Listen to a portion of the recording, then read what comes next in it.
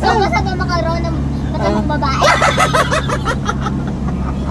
Bakit ka manigigin na sexing babae kung meron ka namang sobrang tabang babae dito?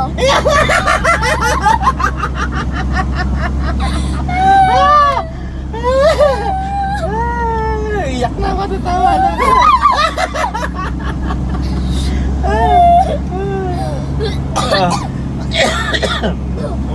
Tawa pa more. Tawa pa more, ikaw ah. Okay. Parang napansin ko, hindi mo na hinahalikan yung matatawang babae. Eh, ano ba yan? Higit na.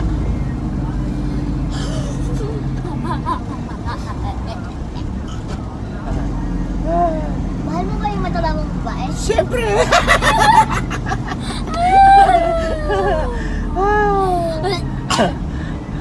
Bakit? Pati sila may mataba?